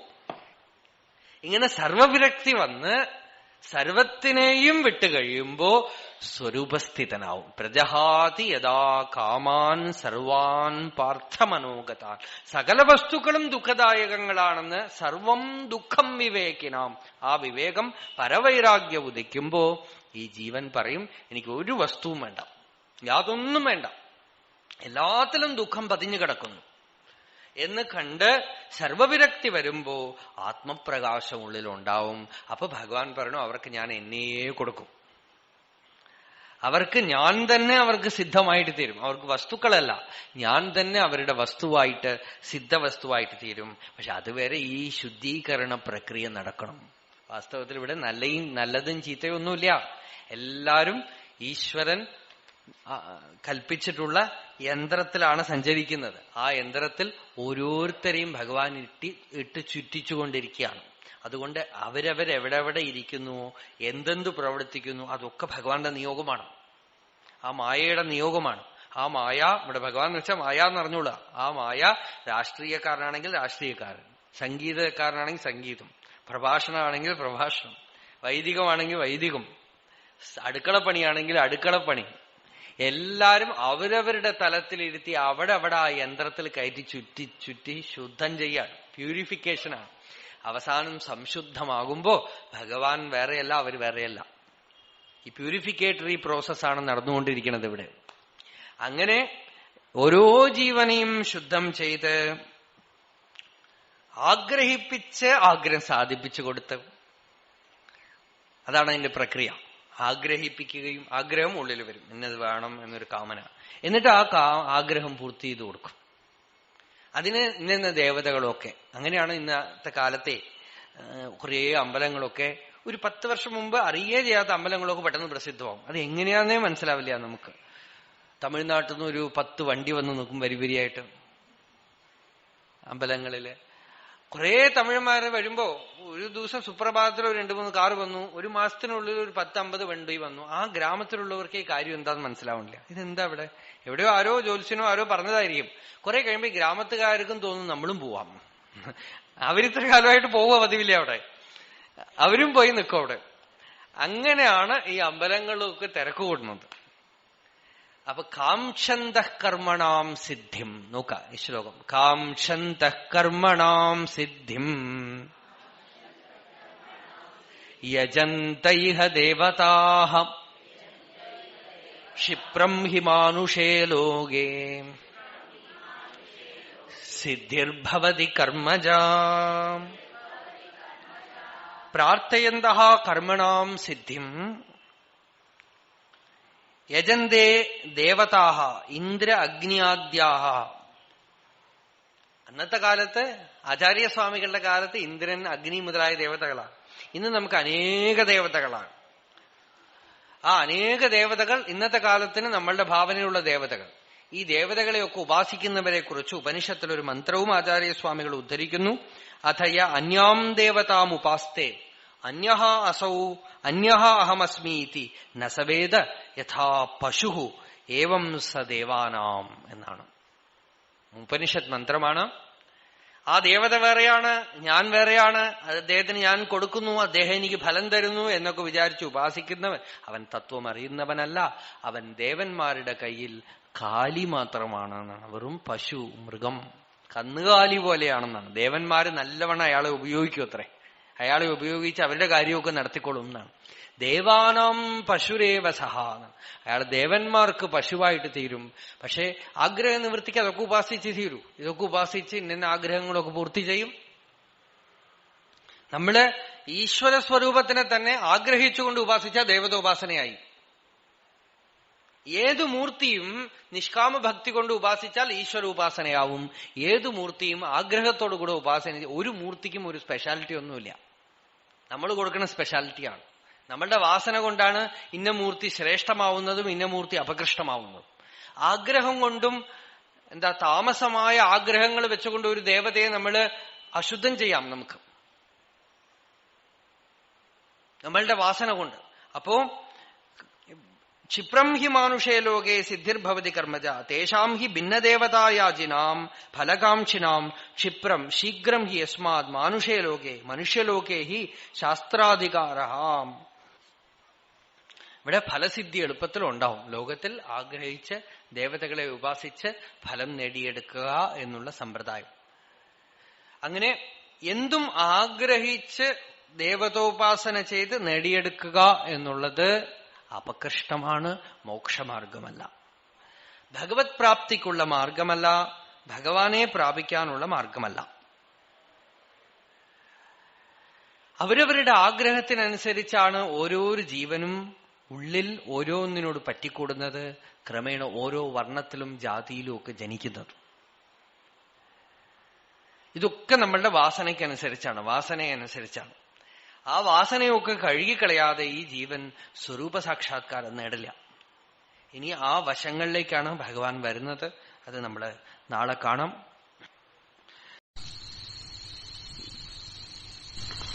സർവേപി സുഖിനഃ സന്തു സർവേ സന്തു നിരാമയാഃ സർവേ ഭദ്രാണി പശ്യന്തു മാ കശ്ചിത് ദുഃഖഭാഗ് ഭവേത് യതോ മമാത്മാ ഭവസി ത്വമേവ തതോ ന വാച്യം മമ കിഞ്ചിദസ്തി യഥാ തവേഷ്ടം കുരു മാം തഥൈവ ത്വാം ആത്മനാഥം രമണം ഭജാമി.